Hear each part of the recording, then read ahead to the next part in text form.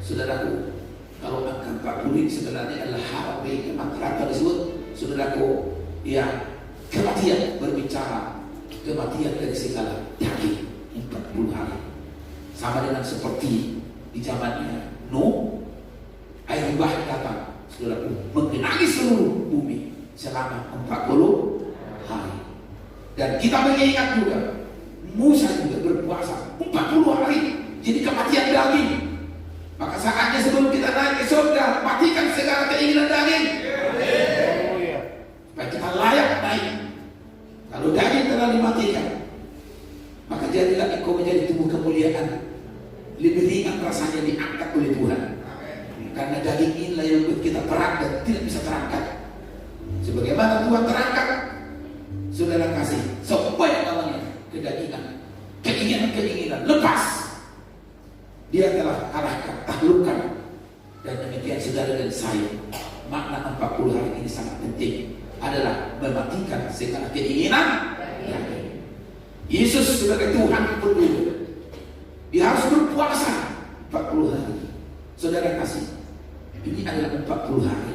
Tuhan menampakkan diri 40 hari supaya sempurna pemberitaan Injil itu.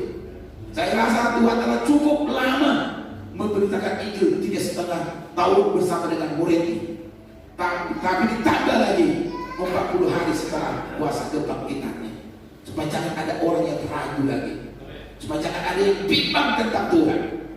Sampai ditambah lagi, saudaraku, yang disebut, saudaraku, hari ekstra, atau katakanlah ekstra dari yang sudah ditentukan. Benar-benar ini akan kita hargai pemberian Tuhan. Katakan amin. 40 hari itu adalah suatu waktu ekstra yang Tuhan berikan kepada kita. Saudara kasih, selama 40 hari itu, pertama sekali Dia menampakkan diri kepada murid-muridnya, baik juga murid-murid yang susah untuk percaya, baik juga murid-murid yang mudah dipercaya. Thomas salah satunya adalah tidak mudah percaya. Selalu yang muncul di otaknya adalah logika. Maka saudara dan saya, kalau menerima firman tanpa iman, akan terjadi persekutuan. Menerima firman hanya dengan logika, akan terjadi juga persekutuan. Maka saudara dan saya, terimalah firman dengan iman. Hanya dengan kita menerima firman dengan iman, bukan seperti saudara-saudaraku, ya Thomas, susah sekali ditaklukkan ke pemikirannya, sampai Tuhan menunjukkan dirinya selama waktu 40 hari itu. Lihatlah tangan yang berlubang paru. Saudara kasih, Tuhan menjamah Thomas dengan tangan yang berlubang paru. Masih mendapat kemurahan Tuhan.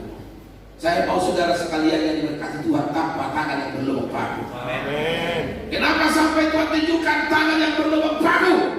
Karena tidak percaya, susah diolah otaknya. Saudara kasih, Tuhan harus buktikan. Inilah, saudaraku, tangan yang berlubang paru. Oleh karena kita, oleh karena dosa, tangannya berlubang paru. Dia tunjukkan itu, saudara kasih.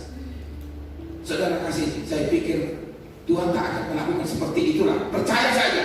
Amin. Walaupun engkau tak melihat, percaya saja. Amin. Jangan hanya sampai menunjukkan tangan yang berlubang paru, tapi biarlah tangan Tuhan yang sempurna memberkati kita. Amin. Bukan hanya tangan yang berlubang paru. Hari ini saudara yang datang pagi hari ini, terimalah berkat dari tangan kesempurnaan Tuhan. Amin. Bukan tangan yang berlubang. Susah percaya, saudara-saudara kasih. Maka dari sini saya melihat, kita analisa gali kebenaran Tuhan. Tuhan, tolonglah sidangmu supaya benar-benar menerima tangan yang sempurna itu. Amen.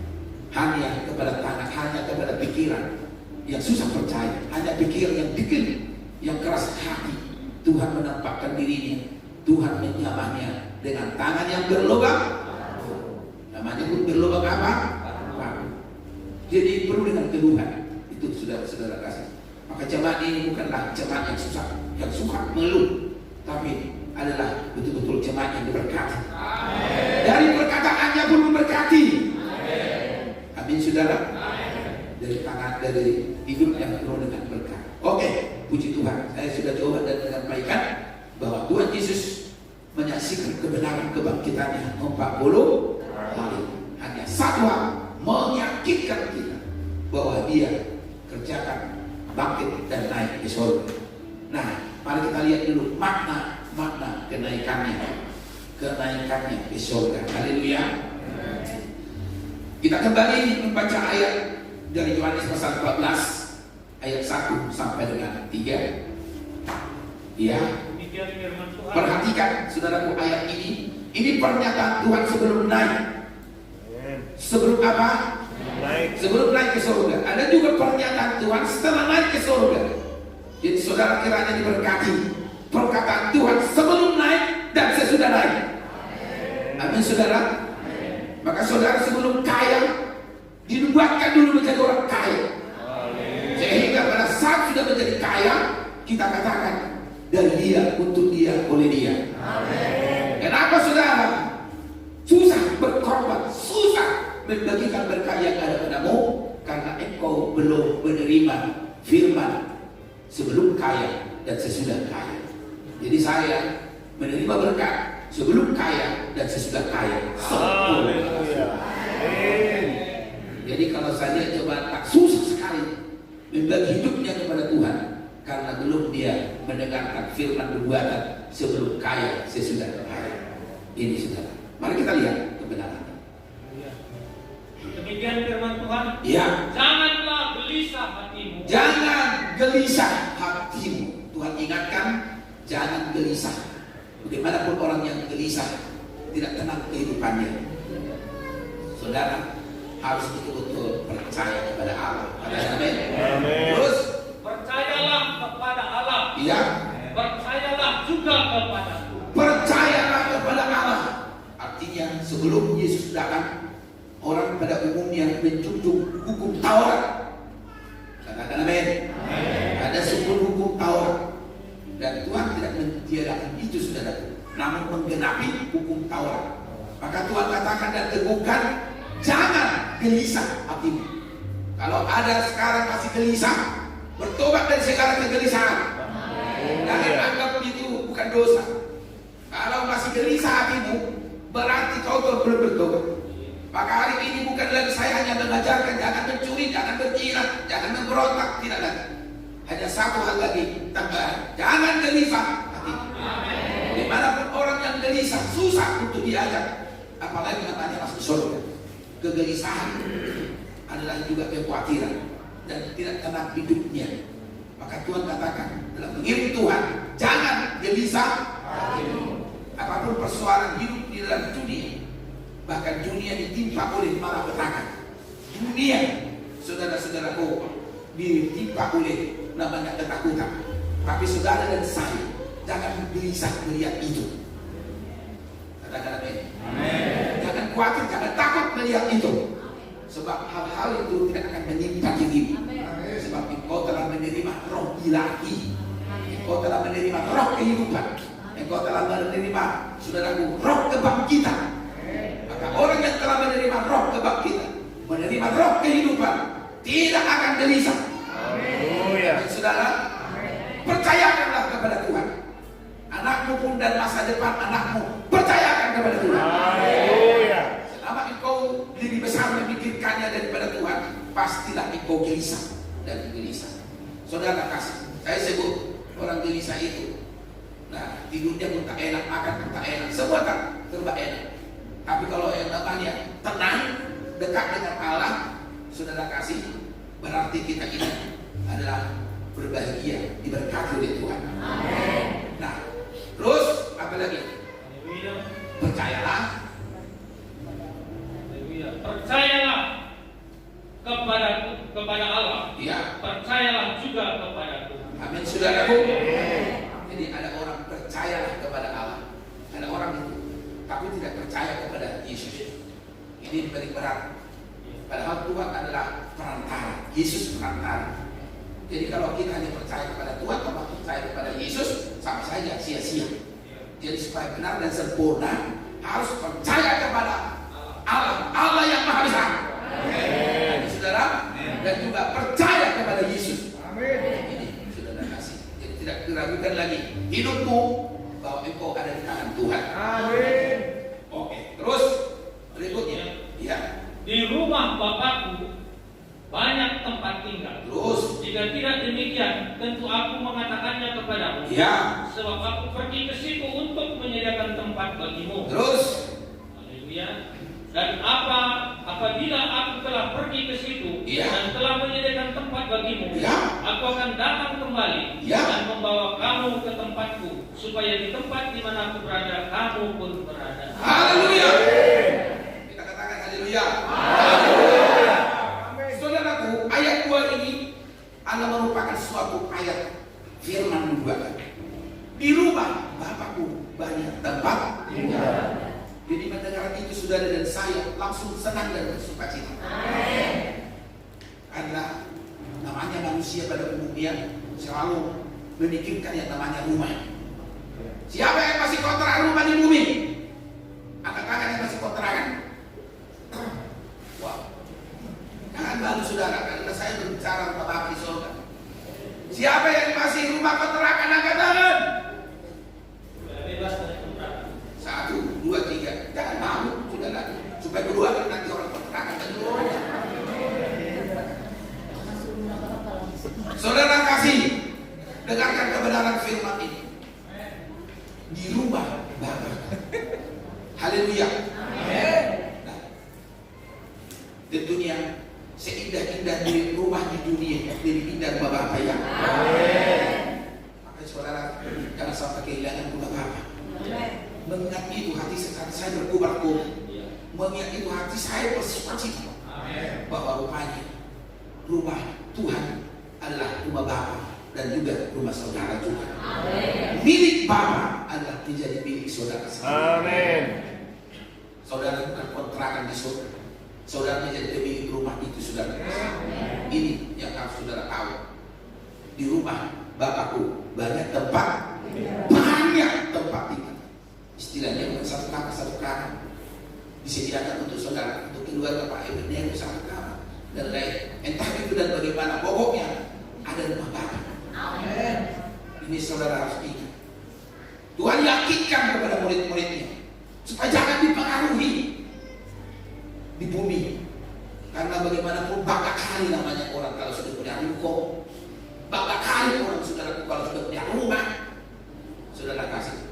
Maka saya sampaikan kepada saudara, tak ada arti apa-apa rumahmu dibandingkan dengan rumah Bapa.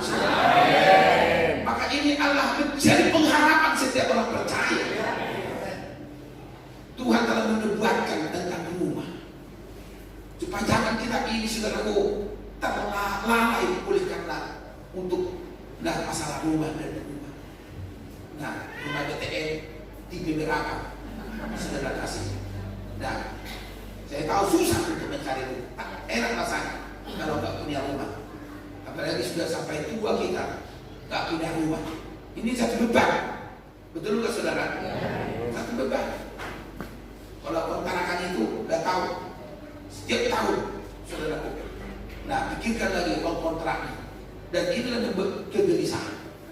Tapi Tuhan sampaikan kepada kita di rumah Bapa ada banyak tempat tinggal. Amin saudara. Nah, kalau nggak demikian, aku mengatakan kepadamu, sebab aku pergi ke situ untuk menyediakan tempat bagimu. Tuhan telah bernubuat tentang dirinya akan naik ke surga.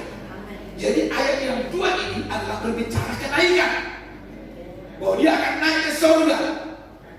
Tuhan telah kerjakan keselamatan bagi saudara. Setiap orang yang percaya, dia telah selesaikan keselamatan itu di atas bukit Golgota, di atas kayu salib. Dia selesaikan keselamatan itu. Dan Tuhan berkata, sudah selesai. Apa saudara? Sudah selesai.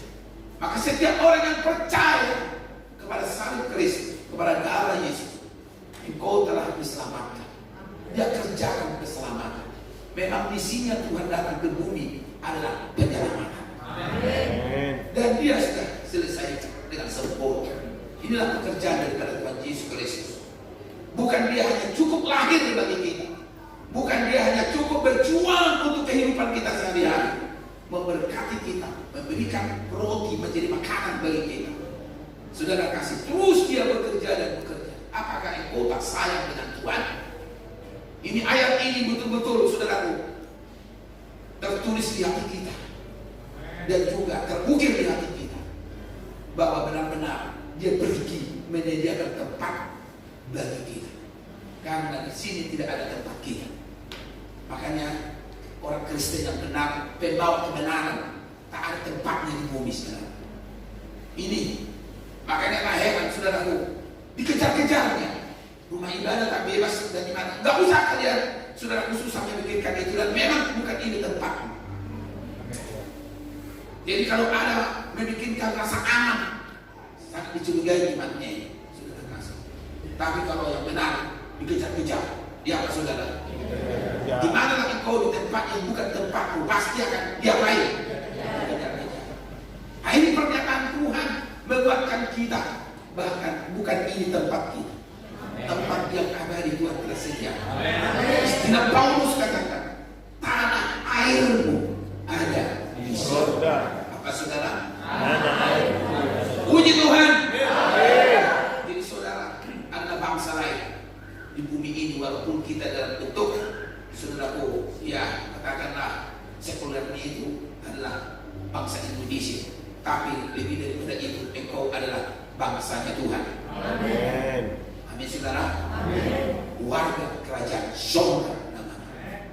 Saudaraku, lebih jauh bahwa tempatmu telah disediakan. Bukan kau menyediakan, tetapi Tuhan yang menyediakan. Amin.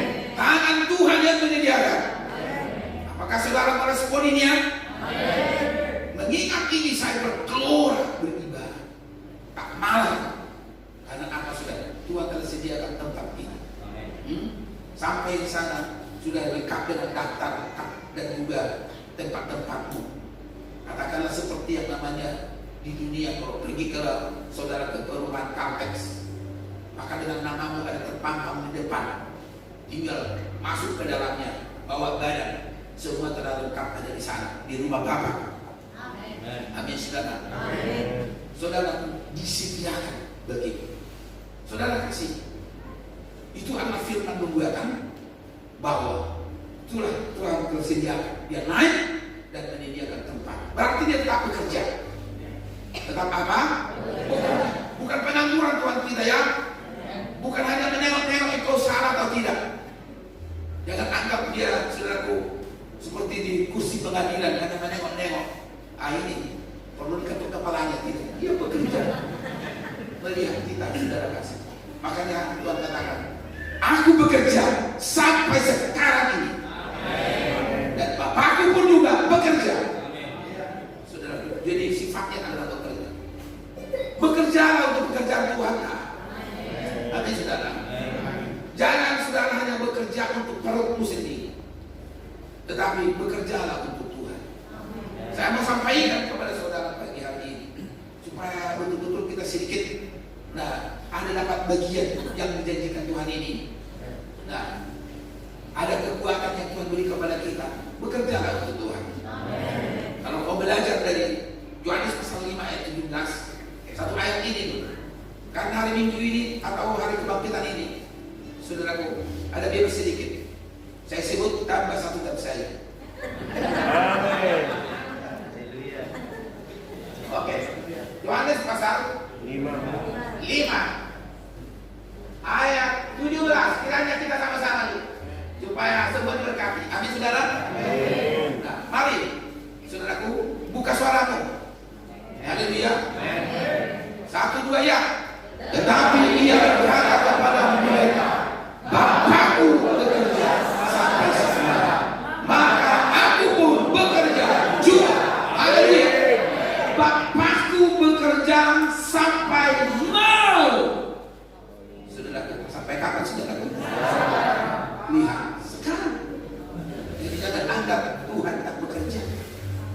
Apa yang dikerjakan oleh Tuhan Yesus lebih lagi, menyediakan tempat bagimu. Amin. Saudara, dia naik menyediakan tempat bagi kita.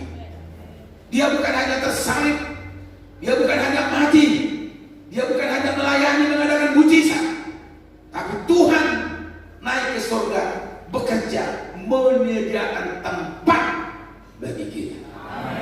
Berarti Allah kita Allah yang bekerja, bukan pengangguran di surga. Katakan amin.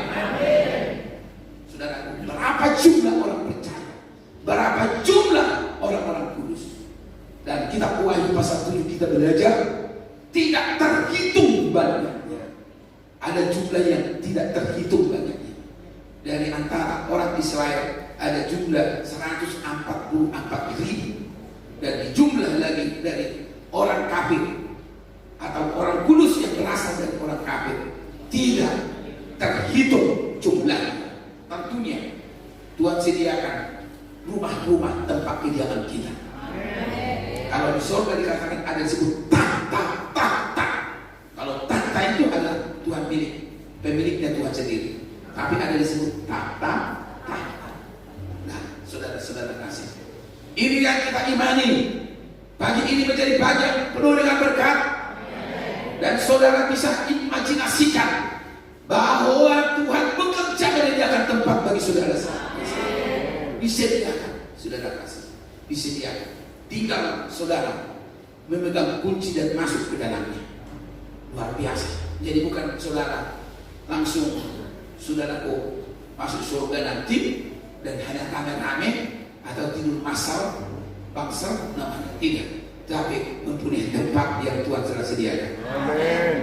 Nah, puji Tuhan, saudara kasih, imanilah tipe-tipe rumahmu itu yang luar biasa, berlantaikan emas, dan tidak ada tipe 21, dan tidak ada ini yang besar, luar biasa.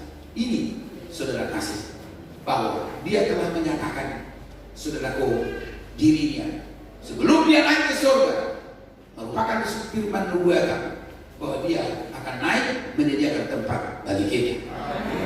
Berikut ya,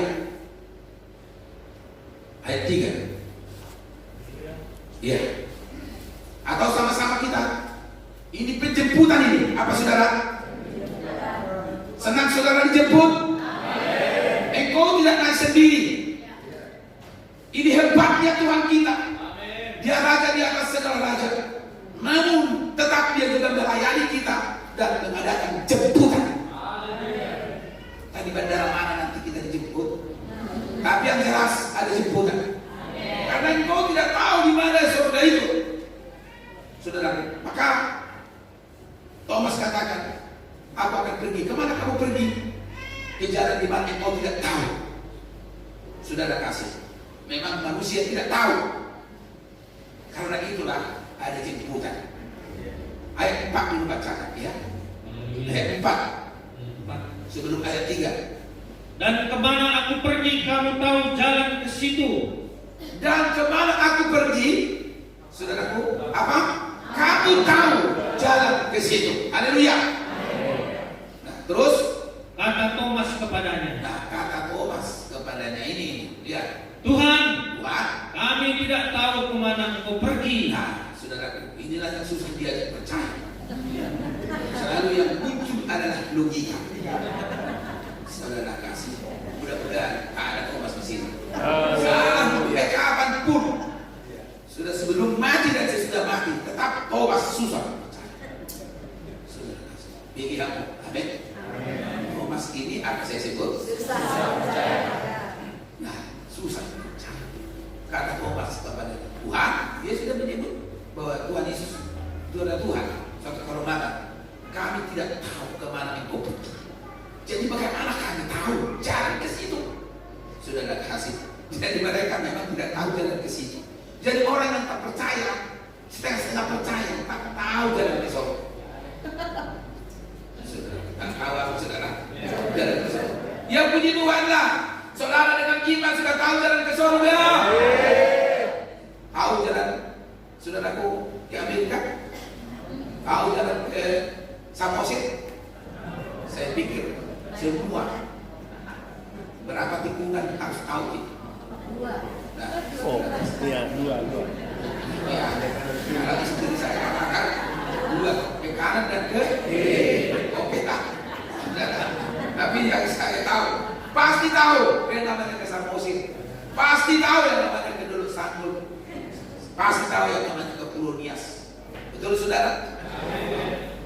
Tapi pernyataan daripada seorang murid, kami tidak tahu katanya jalan ke sini. Saudara kasih, memang benar. Bagi orang yang tak percaya, tak akan tahu jalan ke sana. Iya. Saudara dan saya diajarkan oleh Tuhan jalan ke sana. Bahwa Dia adalah jalan itu kan? Akulah jalan kebenaran. Tetap kembali kepada Yesus. Katakan amin. Jalan kebenaran. Ibadah kita benar. Permulaan segala sesuatunya benar. Di mana ada kebenaran, di situ ada. Saudaraku, kerajaan Allah bukan soal apa? Tapi soal apa, saudara? Puji Tuhan. Yang benar. Jangan sampai kita tertipu walaupun memakai nama Tuhan, tapi tidak ada di dalamnya kebenaran. Segala sesuatu yang dimulai dengan kebenaran. Saudara, sampai kita mengiring Tuhan karena tidak di dalam kebenaran. Saudara kasih, saya yakinkan diri saya bahwa Tuhan yang mengutus kami ke Perawak ini. Amin. Si orang guru besar, saudaraku, ya saya sebut Tan Wijaya dari Majalengka. Dia utus dengan bahasa roh sekaligus dengan sesuatu nubuatan. Inna lahina masikala engkau anakku Jesman, akulah yang diutus engkau. Berilah engkau dengan iman. Betul sekarang itu seperti itu. Berilah engkau dengan iman, aku menyertaimu. Banyak hal engkau temui dalam perjalanan, tapi teguhlah panggilan Allah di dalam dirimu. Demikianlah aku mengutus engkau. Pergilah engkau dengan iman. Ini indah lana basi. Seperti itu. Betul. Aku bilang itu. Kalau kayak haleluya. Dengan air mata saudara. Nah, itulah suara Tuhan dulu memutuskan. Sehingga setiap kita mau lemah, kita ingat itu. Allah menyertai ini. Allah buka jalan. Benar. Setiap anak sekolah itu dengan air mata diberangkatkan. Maka yang namanya saudaraku diutus dan jadilah sehingga saya lihat wajahmu hari ini. Terima kasih. Kenapa hari ini kau lihat wajahmu?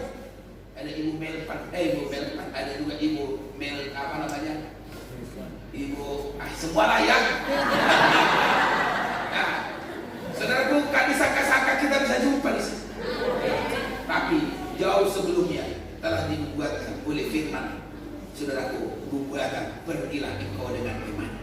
Dan saya berangkat ke sini, saudara kasih, tahun 86, tahun 87. Belum saya lihat wajahmu. Tahun 89, juga belum melihat wajahmu.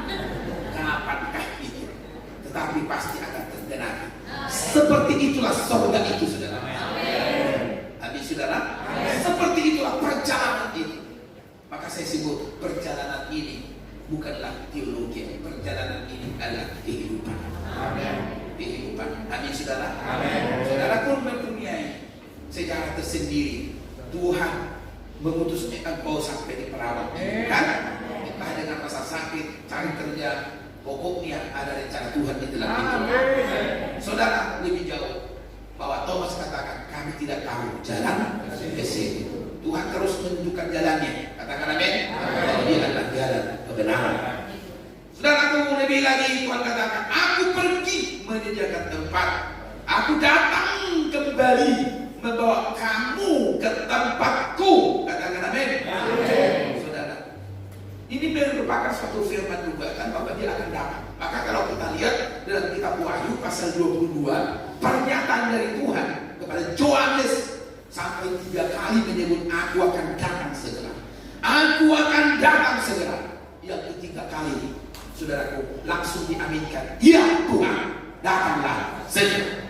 Jadi orang yang sudah siap, langsung ada satu amin dan kata-kata, iya Tuhan, datanglah segera. Katakan amin. Amin. Gereja Tuhan, gereja mempelai pasti akan berkata amin, datanglah segera. Karena hidupmu telah didandani dengan kebenaran Tuhan. Dan Tuhan telah sediakan tempat itu dan tidak diragukan lagi, saudara kasih. Aku pergi menyediakan tempat bagimu. Aku akan datang kembali. Katakan amin.